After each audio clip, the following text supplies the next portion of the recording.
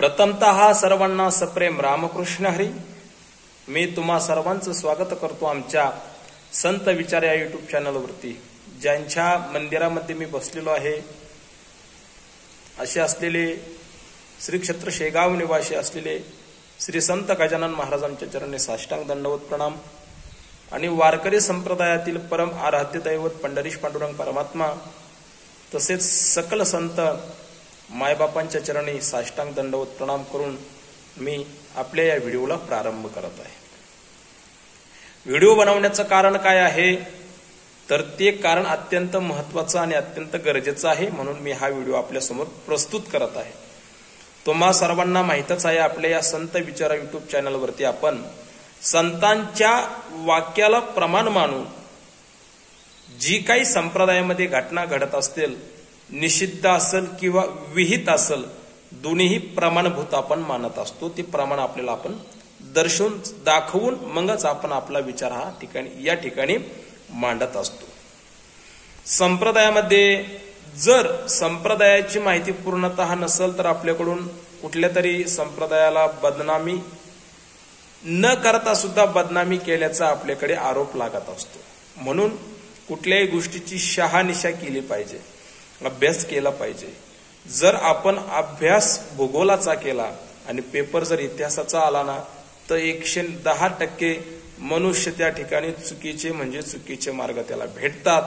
Paper तोच येतो, क्रिया तीच आहे, त्याला फक्त पेपर लिहायचा आहे। पेपरही तोच आहे, वर्गही तोच आहे, पेनही तोच आहे। फक्त विषयांतर झाल्यानंतर माणसाला जे गुण पाहिजे ते मिळत नाही। म्हणून माणसाने गुणात राहावं, कधी पण गुन्ह्यात राहून कार्यक्रम करावा। कायदे में रहोगे तो फायदे में रहोगे।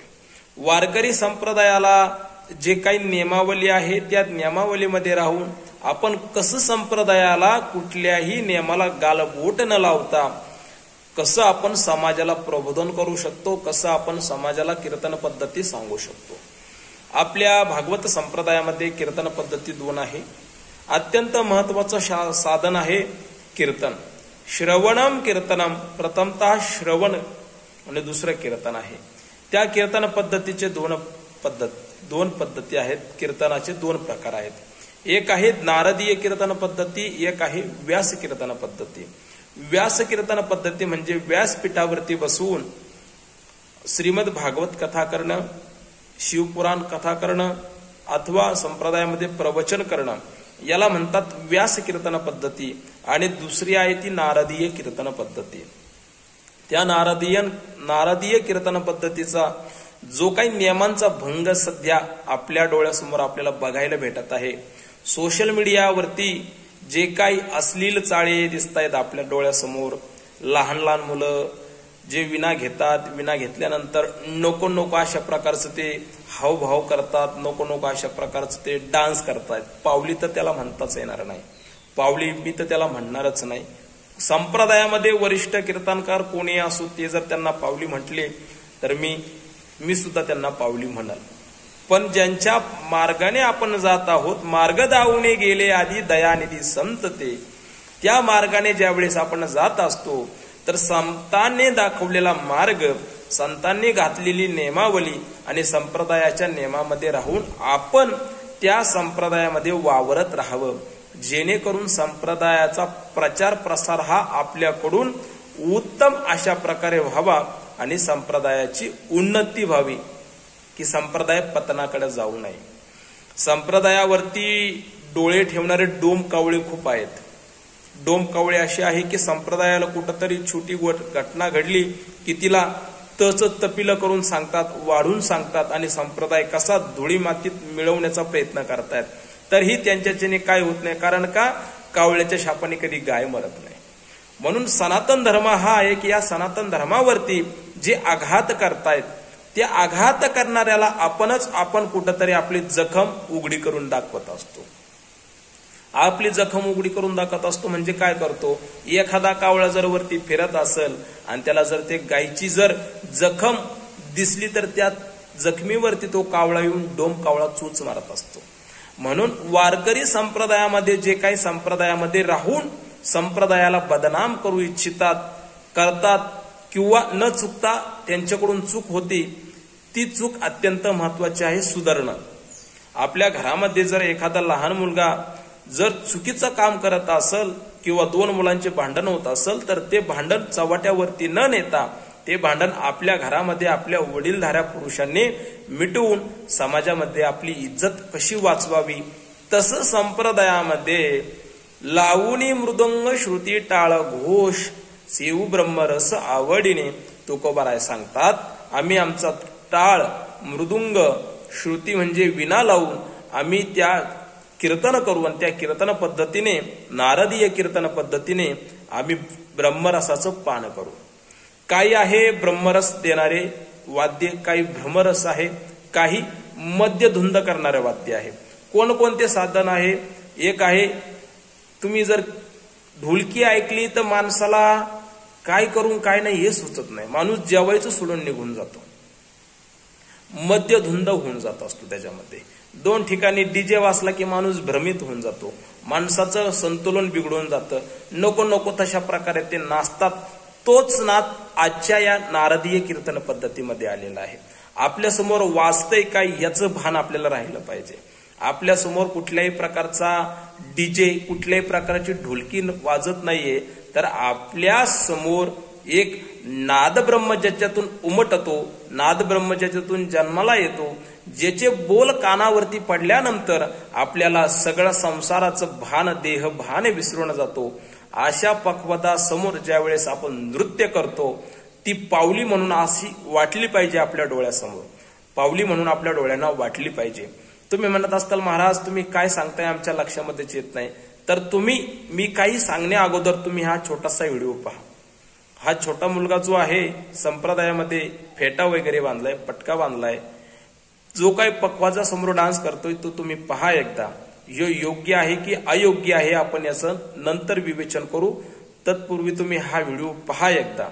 जर तुम्हाला काही चुकीचं वाटत असेल आणि योग्य वाटत असेल, मला तर माहिती, ज्येष्ठ कीर्तनकार सांगतायत संप्रदायाला अशी बदनामी करू नका, असा डान्स करणं संप्रदायाला शोभत नाही. म्हणून मी एक संप्रदायाचा अनुयायी आहे.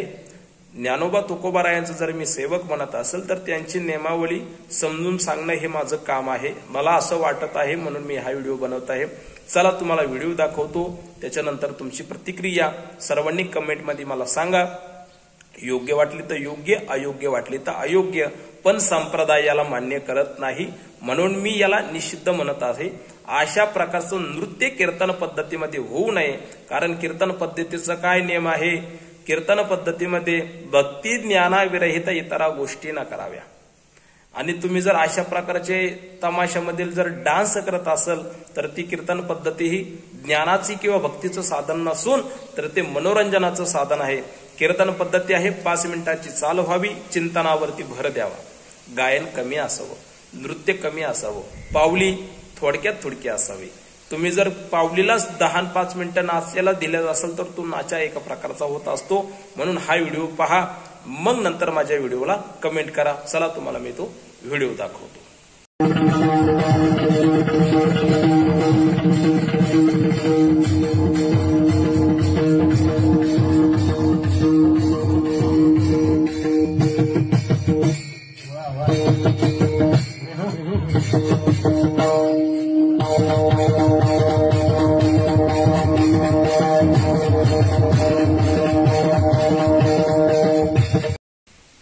तुम्ही सर्वजणांनी तो डान्सचा व्हिडिओ बघितला.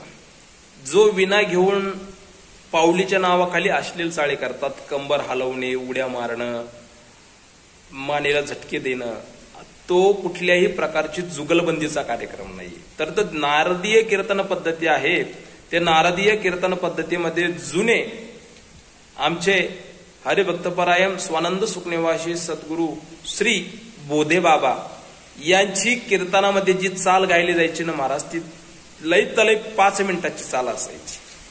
त्या 5 मिनिटाच्या चालीनंतर कीर्तनामध्ये निरूपणाचा प्रकार म्हणजे सगळ्यात जास्त विचारसरणीचं देवण घेऊन असायचं. चिंतन मांडणे अत्यंत आवश्यक आहे, चिंतन मांडणे अत्यंत गरजेचं आहे कीर्तनामध्ये.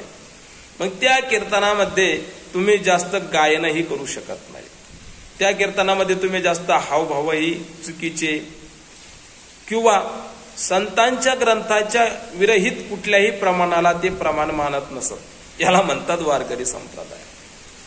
बसून कीर्तन करण्याची पद्धत तर कशीच नाही, त्याच्याबद्दल मी बोलत नाही. पण एक मात्र आहे की विना घेऊन जात असताना त्या विनेची अवहेलना कशी झाली तुम्ही स्वतः डोळ्याने बघितलेली आहे. संप्रदाय कुठंतरी ज्ञान प्रदान आहे, संप्रदाय कुठंतरी आपल्याला विचार प्रदान आहे. सत्य ज्ञानाचा शोध घेण्यासाठी वारकरी संप्रदाय हे कीर्तन पद्धतीचं अवलंबन करतं. आणि जर त्या कीर्तन पद्धतीमध्ये जर आपल्याला ब्रह्मज्ञान करायच्या ऐवजी जर ब्रह्मज्ञान पडत असेल, मनोरंजनाचं साधन होत असेल, तर आपण कुठंतरी ते थांबवलं पाहिजे. ते समाजाचं कर्तव्य आहे. मी म्हणत नाही की कीर्तनामध्ये तुम्ही पाऊली खेळू नका, पण पाऊलीच्या नावाखाली तुम्ही अश्लील चाळे करून नाचू नका. असं करणं एकदम योग्य नाही. संप्रदायाला कुठंतरी गालबोट लावतात. जे व्हिडिओ बनवतात बघा, संप्रदायाच्या नावाखाली, पाऊलीच्या नावाखाली कसे नाचतायत. विविध प्रकारच्या कमेंट येतात, विविध प्रकारचे विचार मांडणारे लोक असतात. म्हणून मी हा व्हिडिओ का बनवत आहे, वारकरी संप्रदायामध्ये जे काही संप्रदायामध्ये राहून संप्रदायाची बदनामी करू इच्छितात किंवा होते, जरी त्यांना वाटत असेल की आम्ही चांगलं करतोय, पण ही बदनामी आहे. जेणेकरून वारकरी संप्रदायामध्ये राहून संप्रदायाची बदनामी करतो. म्हणून मी एक सांप्रदायिक माणूस आहे. म्हणून मी संप्रदायाची बदनामी होत असताना डोळ्याने पाहू नाही शकत. म्हणून मी हा व्हिडिओ बनवलेला आहे. माझा हा व्हिडिओ बनवताना कुठल्याही व्यक्तीला मनाने अथवा तनाने दुखवण्याचा हेतू नाही. माझं फक्त एकच सांगणं आहे की संप्रदायाच्या नियमावलीमध्ये राहून तुम्ही कुठल्याही प्रकारचं कीर्तन करा, प्रवचन करा, कथा करा, फक्त नियमात राहून करा. जे काही आपली नियमावली आहे ती नियमावलीत राहिल्यानंतर कायदे में रहोगे तो फायदे में रहोगे असे एक वाक्य आहे. कायदा आणि फायदा जे संप्रदायाला धरून आहे, संप्रदायाची एक निष्ठा आहे. आणि संप्रदाय फक्त संत वचन प्रमाण मानतात. त्यांनाही काही तारखा कमी नाही आहेत. फक्त एकच, बाहेरचं कुठलाही उचलून काही करू नका आणि अश्लील चाळी कीर्तनात करू नका. मला फक्त हाच सांगण्याचा माझा मुद्दा आहे. मी कोणाच्याही मनाला दुखवण्याच्या माझ्या मनामध्ये भावना नाहीये. फक्त एक संप्रदायाचा अनुयायी आहे. ज्ञानोबा तुकोबारायांचा मी जर भक्त म्हणत असेल, दास म्हणत असेल, तर त्यांच्या कीर्तन पद्धती जशी काय होती तीच कीर्तन पद्धती आजही चालू राहावी, आज तागायत पुढेही चालू राहावी, भविष्यातही त्या कीर्तन पद्धतीचा कुठेही अशी विद्रुपीकरण होऊ नये म्हणून मी हा व्हिडिओ तुम्हाला सर्व श्रोतृवर्गांना दाखवत आहे. जर यामध्ये कोणाला चुकीचं वाटलं असेल तर मोठ्या मनाने माफ करा. पण मी संप्रदायाचा सेवक आहे म्हणून मी हा व्हिडिओ बनवलेला आहे, जेणेकरून मी माझं कर्तव्य पार पाडलेलं आहे. ज्यांना कोणाला चुकीचं वाटत असेल त्यांच्या बुद्धीचे दोष, ज्यांना कोणाला बरोबर वाटत असेल त्यांची प्रज्ञा चक्षु बुद्धी जागृत झाली असं म्हणून मी माझ्या या व्हिडिओला पूर्ण विराम देतो आणि तुम्हा सर्वांच्या चरणी नतमस्तक होऊन पुनश्च सेवे या व्हिडिओला पूर्ण विराम देऊन सर्वांना सप्रेम रामकृष्ण हरी, सर्वांना सप्रेम नमस्कार. संत श्री गजानन महाराजांच्या चरणी साष्टांग दंडवत प्रणाम. आणि जर तुम्हाला आमच्या चॅनलचे जर व्हिडिओ आवडत असेल तर चॅनलला सबस्क्राईब करा, लाईक करा, शेअर करा, बेल आयकॉन प्रेस करून नोटिफिकेशनला चालू करून ठेवा. कारण येणारे नवनवीन व्हिडिओ प्रमाण सहित आपल्याकडे लगेच येतील असं वाटत असेल तर नोटिफिकेशनला चालू करून ठेवा. माहितीपूर्ण व्हिडिओ आपल्यासाठी येण्यासाठी चॅनलला सबस्क्राईब करा, व्हिडिओला लाईक करा, शेअर करा आणि बेल आयकॉन प्रेस करून नोटिफिकेशन चालू करून ठेवा. चला भेटूया पुढच्या नवीन व्हिडिओमध्ये. तत्पूर्वी सर्वांना सप्रेम रामकृष्ण हरी.